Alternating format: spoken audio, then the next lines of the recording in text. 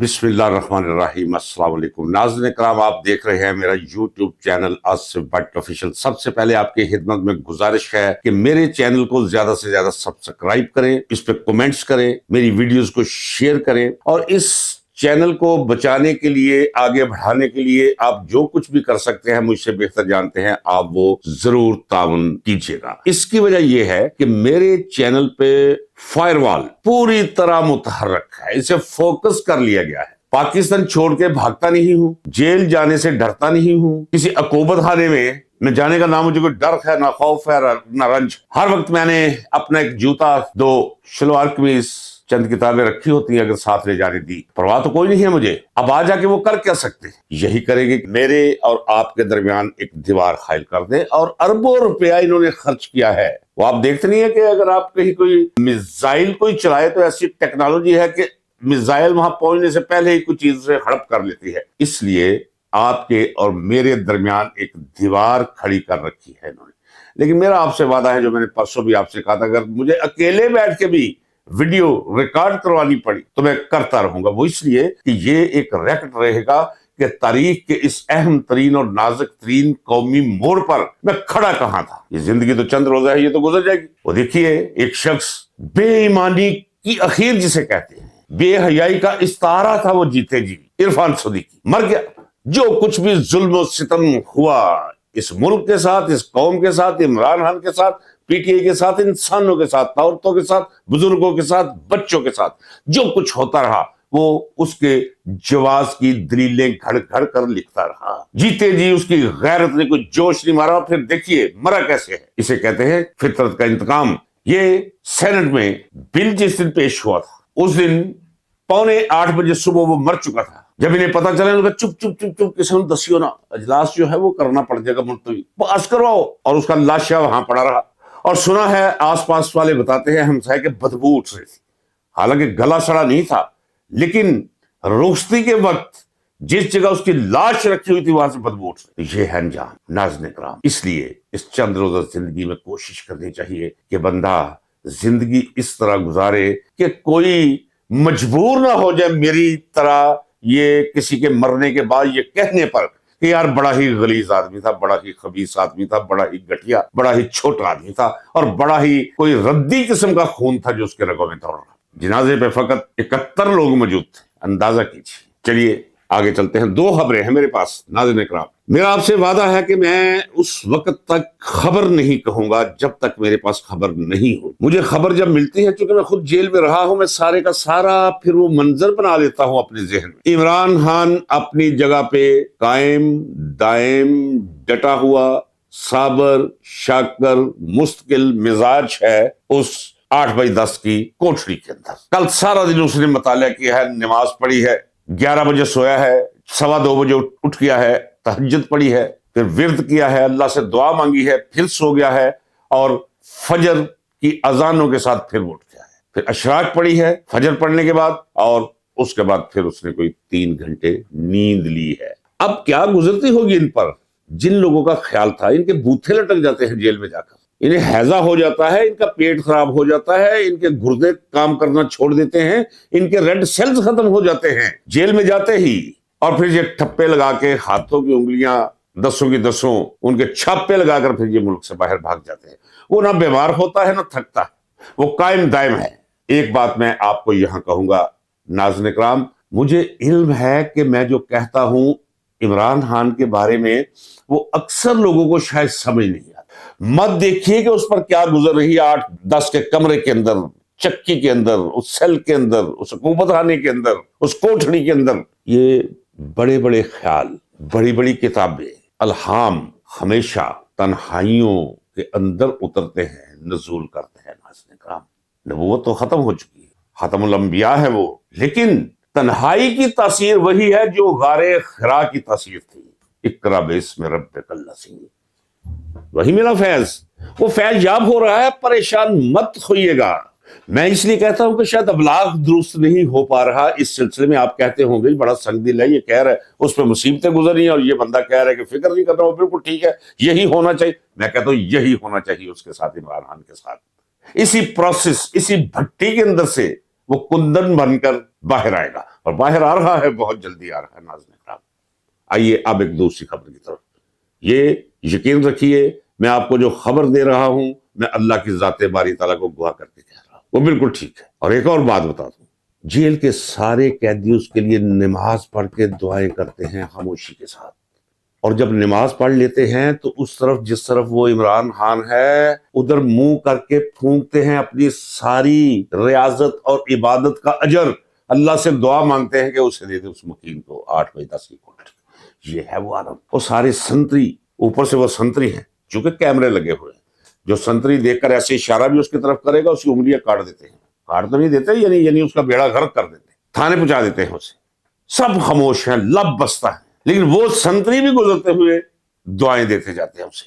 اور یہ تو میں آپ کو بتا چکا ہوں، اور پھر اس کی تصدیق ہوئی ہے کہ تہجد کے وقت ایک عجیب خوشبو پھیل جاتی ہے اس علاقے کے اندر جہاں عمران خان بند ہے۔ اب آئیے دوسری خبر کی طرف۔ ایک خبر جب میں نے سنی کسی تجزیہ نگار کی زبان سے تو میں نے کہا کہ شاید اس نے اپنا کوئی پروگرام چلانے کے لیے کوئی خبر کوئی نہیں ہوگی، یہ کوئی تصور کے اندر کوئی چیز گھڑ لی ہے، کوئی صنعت کاری کی ہے۔ لیکن میں نے اپنے ذرائع سے پتہ کرانے کی کوشش کی، خبر وہ درست تھی، لیکن اس حد تک تھی کہ یہ سوچا گیا ہے کہ عمران خان اگر اپنی مرضی سے نہ بنگالہ شفٹ ہوتا ہے، وہ کہتا ہے مجھے وہاں بھیجو گے تو میں بھوک ہڑتال پہ چلا جاؤں گا اور قوم کو میں آواز دوں گا کہ آپ بھی اپنی اپنی جگہ پہ جو بھی اس ملک کی حقیقی آزادی چاہتا ہے وہ بھلے علامتی بھوک ہڑتال کرے، بھوک ہڑتال ضرور کرے۔ اس کال سے وہ خوف زدہ ہیں، انہیں پتہ ہے کہ لوگ سڑک پہ نہیں آئیں گے لیکن ایک دوسرے کو بتائیں گے کہ میں بھوک ہڑتال پہ ہوں، بھلے 1 گھنٹے کی بھوک ہڑتال، علامتی خوف زدہ ہے، وہاں بھیج نہیں رہے اسے۔ وہ جو خبر آئی تھی کہ انہوں نے کراؤن پرنس سعودی عربیہ سے بات کی ہے کہ جناب ہم زبردستی پکڑ کر طیارے میں بٹھا دیتے ہیں، زبردستی بٹھایا جا سکتا ہے، ہمیں بھی زبردستی بٹھایا گیا تھا جب نکالا گیا تھا جیلوں سے، جب ہائی جیکنگ ہوئی تھی تو میں وہ شخص تھا جس نے کہا تھا میں اپنا ملک چھوڑ کے نہیں جانا چاہتا، ہائی جیکنگ ہوئی ہے تو میں اسے کنڈیم کرتا ہوں، آپ کون ہوتے ہیں مجھے بھیجنے والے؟ جناب والا میری مجھ کے کس کے رسی کے ساتھ اور پی ایف کے جہاز میں کمانڈو نے اس طرح پھینکا تھا جس طرح فٹ بال پھینکتے ہیں، وہ میں نے اپنی کتاب میں لکھا، کتاب کا بار بار میں ذکر کروں گا، ضرور پڑھیے گا کتاب لے کر۔ وہ ایک دفعہ پھر میں اپنے مینیجر سے کہوں گا کہ وہ جس ادارے نے چھاپی ہے اس ادارے کا فون نمبر وہ ایک دفعہ پھر بلکہ 2-4 دن کے بعد وہ ریپیٹ کر دیا کرے، کتاب پڑھنے کے قابل ہے۔ کاش میں نے نہ لکھی ہوتی، میں کہتا کہ خدا کے لیے ضرور پڑھو، حالانکہ میرا اس کتاب کی منفعت کے ساتھ قطعاً کوئی تعلق نہیں، میں صرف لکھنے کی حد تک تعلق تھا۔ تو جس طرح مجھے زبردستی بھیج دیا گیا، حالانکہ میں فزیکل ہو گیا تھا، اور یہ ایک نان فیکٹ ہے، یہ کوئی ایسا واقعہ نہیں آبادان کے جنگلوں میں ہوا ہو، جہاز کے کسی عرصے پر ہوا ہو جہاں کسی کو پتہ ہی کو، سب کے سب نے یہ واقعہ ہوا تھا، وہ سب کردار، اکثر کردار زندہ ہیں۔ دستوں گریبان ہو گیا تھا میں جب کونے میں کھڑا ایک پی ایف کا طیارہ اور پولیس وین سے نکال کے مجھے اس کے اندر زبردستی انہوں نے پھینک دیا۔ اس لیے عمران خان کو بھی زبردستی بٹھایا جا سکتا طیارے میں۔ ہوا کیا ہے، کراؤن پرنس نے سوال کیا ہے کہ ہم عمران خان کو رکھے کیسے؟ انہوں نے کہا جی جیسے ہمیں رکھا تھا۔ کہا آپ تو اپنی مرضی سے آئے تھے، اندازہ کیجیے۔ ناصر نے کہا نواز شریف، شہباز شریف، جنرل عاصم منیر، انہوں نے کوشش کی کہ کسی طرح سعودی عربیہ ہم بھیج دیں، کسی محل میں آپ رکھ لیں۔ کہا کس حیثیت سے رکھے، ادھر تو وہ قیدی ہے اور یہاں ہم اس پر پابندی کو نہیں لگا سکتے، ہمارا تو نظام ڈسٹرب ہو جائے گا۔ اور انہوں نے کہا بھائی بنگلہ دیشی، ہندوستانی، پاکستانی، یہ سری لنکن، یہ تائیوانی، انہیں تو چھوڑیں، اور ہمارے خود عرب سعودی عربیہ کے رہنے والے لوگ عاشق ہیں اس کے، ہم اس کا وزن نہیں سکھار سکتے۔ اندازہ کیجیے ناظرین کیا کریں گے اب۔ یہ واقعہ ہوا تھا، اس کی میں نے تصدیق کر لی ہے، یہ آئیڈیا بھی انہیں ڈراپ کرنا پڑا ہے۔ انہیں مت سمجھے یہ طاقتور ہے، اندر سے مکے مکائے ہیں، یہ خوف زدہ ہیں۔ اتنا خوف اگر انہیں خدا کا اور روز قیامت کا ہو تو میں یقین سے کہہ سکتا ہوں یہ دنیا چھوڑ دیں، یہ جنگلوں میں جا بسیں، عبادت اور ریاضت کریں، صرف اللہ کو یاد کریں۔ اگر اتنا خوف انہیں جہنم کا ہو یا اللہ کے حضور اس دن کھڑا ہونے کا خوف، وہ خوف نہیں ہے جو ہونا چاہیے۔ خوف انہیں عمران خان کا ہے، عمران خان نہیں چھوڑے گا۔ یہ کیا ہے، آئیے اب ذرا یہیں سے ہم نکل چلتے ہیں۔ یہ جو کچھ انہوں نے کیا ہے 27ویں آئینی ترمیم، یہ 27ویں آئینی ترمیم نہیں ہے، یہ ایسے جیسے آئین کے اوپر تیزاب کی بالٹی ڈال دی یا اس میں پیٹرول پھینک کے آگ لگا دی، یہ آگ لگ چکی ہے، اس آئین کو مٹ چکا ہے۔ یہ 1973 کا آئین، کانسٹیٹیوشن، اس میں ایک ہے آرٹیکل 6 اس کے مطابق جو بھی آئین توڑے گا، آئین کا خلیہ بگاڑے گا، اسے اور جو اس فعل میں معاونت کریں گے سب سزائے موت کے سزاوار ٹھہرائے جائیں گے۔ اب انہوں نے کچھ تو کیا ہے کہ تھوڑا سا راستہ نکالے، کوئی آرٹیکل 6 نہ لگ جائے۔ آرٹیکل 6 تو لگے گا، میں تو کہہ چکا ہوں 4 دن پہلے والی ویڈیو پہ۔ میں صرف آپ سے کہتا ہوں، آپ سنیں نہ سنیں، کچھ سن کے یاد رکھ لیں کہ آرٹیکل 6 ان پہ لگے گا۔ انہوں نے آپس میں گفتگو کی ہے۔ ناظرین کرام، آپ بس ایک مجھے فیور دیجئے، مثلا نواز شریف کے گھر کی ساری اطلاعات مجھے اس کے فرسٹ کزن کے اولاد سے ملتی ہے، کیونکہ ان سے راضی کوئی نہیں ہے۔ اس طرح مجھے باقی کونوں خدروں سے بھی خبر ملتی رہتی ہے۔ خبر یہ ہے کہ آئین کے آرٹیکل 6 کو ٹوٹلی طور پہ یہ ختم کریں گے، جس طرح 58(2)B کو ختم کیا تھا اسد علی زرداری نے۔ چلو اچھا کیا تھا، لیکن یہ آرٹیکل 6 آئین کے اندر ان کے خوف کی ایک وجہ ہے بہت بڑی۔ تو میں کہتا ہوں کہ ہاں، خبر یہ ہے کہ 27ویں آئینی ترمیم، جسے یہ آئینی ترمیم کہتے ہیں، میں اسے آئین کا خلیہ بگاڑنا کہتا ہوں، اب 28ویں آئینی ترمیم لائیں گے، جس میں یہ مزید راستہ نکالیں گے آرٹیکل 6 اور باقی آرٹیکلز، وہ آرٹیکلز جو کسی بھی حوالے سے مستقبل قریب میں ان کی گرفت کی وجہ بن سکتی ہے، جس کی گرفت میں یہ آ سکتے ہیں۔ ایسے میرا مشورہ نہیں یہ ہے، بے حیائی کا تو عجیب عالم ہے نا، عجیب بے حیائی ہے۔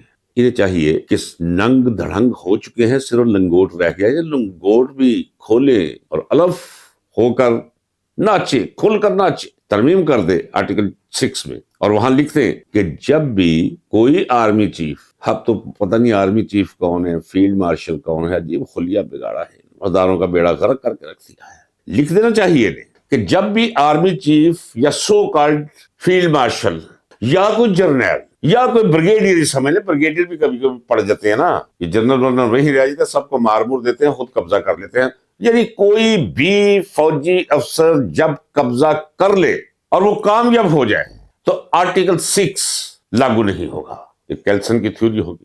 دوسرا یہ کہ جب بھی آرمی چیف یا کوئی فوجی افسر یہ محسوس کرے، اس کے اپنے پیمانے پر یہ محسوس ہو، حالانکہ ہوگی وہ حرص، اقتدار کے حرص، وہ سمجھے کہ یہ ملک سول حکومت سے نہیں چل رہا تو وہ قبضہ کر لے، قبضہ جائز ہوگا، وہ لکھ دے، یہ فوج کے لیے راستہ کھول دے۔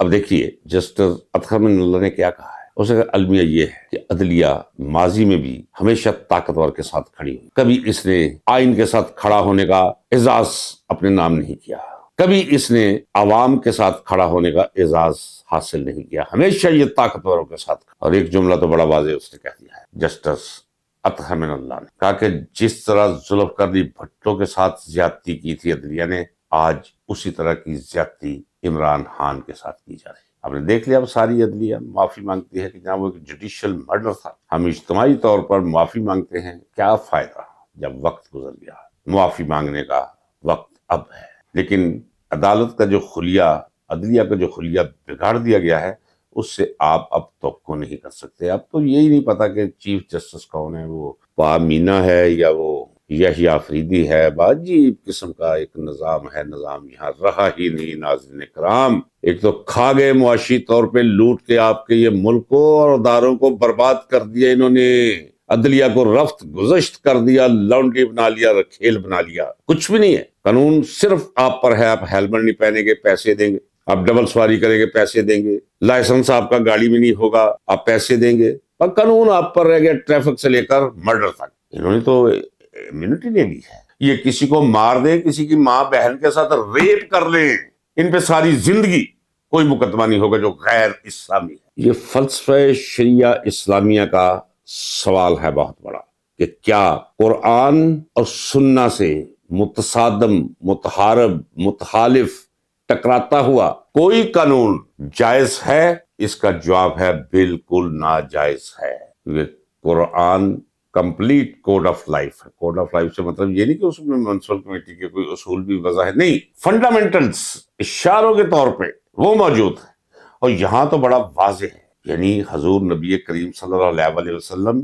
جنہیں ہم چلتا پھرتا بولتا قرآن کہتے ہیں، وہ شارح ہیں قرآن کے، ان کا ہر عمل قرآن کریم کی تشریح ہے۔ کیا کبھی وہ یہ کسی کو اجازت دے سکتے تھے کہ کوئی ایک شخص، کوئی خلیفہ، اسے یہ استثناء ہو کہ نہ اس کی خلافت کے دوران اور نہ ہی خلافت سے فارغ ہونے کے بعد اگر وہ جیتا رہے تو آخری سانس تک وہ جو کرتا رہے، کسی کے ساتھ زیادتی کرے، ریاست کا خزانہ لوٹ لے، کسی کی ماں بہن کو اٹھا کر لے جائے، اس پہ کوئی مقدمہ نہیں ہوگا، نہ اسے کوئی سزا دی جائے گی۔ ناظرین کرام، یہ قطعی طور پہ غیر اسلامی ہے۔ کدھر گئی اسلامی شرعی عدالت؟ کدھر گئے مولوی؟ اب بولتے کیوں نہیں ہیں؟ مولوی کو تو چاہیے تھا کہ اپنے گریبان چاک کر کے سڑکوں پہ نکل آتے۔ اتنا غیر اسلامی، غیر اخلاقی، غیر فطری استثناء، یہ استثناء صرف ان کی تسلی کے لیے۔ اور جیسے بچے نہیں ہوتے گندا مندہ لالی پاپ منہ میں ڈال لیتے ہیں، یہ لالی پاپ ہے ان کے لیے، پھرنے دینے، وقت آنے پر احتساب ہوگا، پکڑے جائیں گے، کٹہرے میں کھڑے کے اور سزائیں پائیں گے اپنے۔ ناظرین کرام، آج یہیں تک اجازت دیجیے، ملتے ہیں اگلے ولاگ میں۔ اللہ حافظ، پاکستان پائندہ باد۔